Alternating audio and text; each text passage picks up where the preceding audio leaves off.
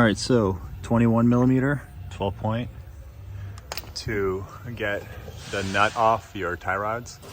Take those out, put some penetrating oil inside with some heat, a little heat action. They'll come right out, tap it on top. Two 13 millimeters here, two 13 millimeters here. This right here comes down. 3 connectors. This little red pin slides out. On the other one, it's just a press in right there. You press and pull.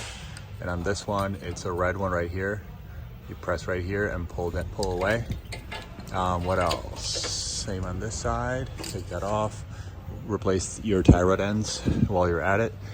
Take this little subframe brace, I guess call it, off. You don't have to take it all the way off, but you have to lower it a little bit so that you have enough clearance right here to get the rack out.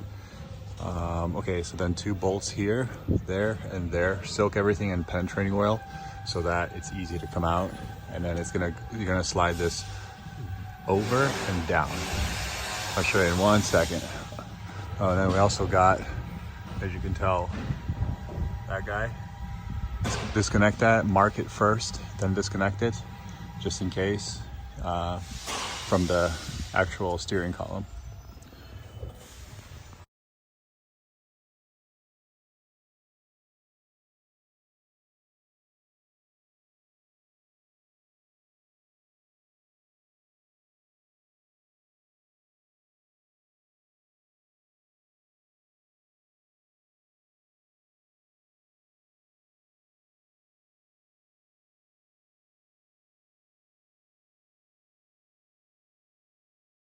Okay, so when you get the rack out, what you're gonna do is take the old tie rods off, mark it right there, just 7 threads or 8 threads, and then you're gonna eyeball it as close as you can so that it makes your alignment easier. Here's the 2 bolts.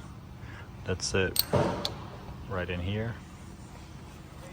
And then here is the plastic little covers. You take off the new one. It's also going to be about 8 threads here. So you measure 8.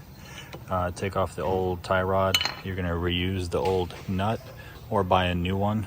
Then what I also like to do is on the ground, measure. See these little lines? Like this. So that you can line it up. And you can see how close it comes when you line it up all the way. That way it'll make your life a lot easier when you're trying to, essentially you're doing an alignment before doing an alignment, but to make the alignment easy for you, you're gonna wanna do this. So the shaft can only go one way, as you can see. There's a little indent right there and right there. So put a little bit of grease on there before you slide it on.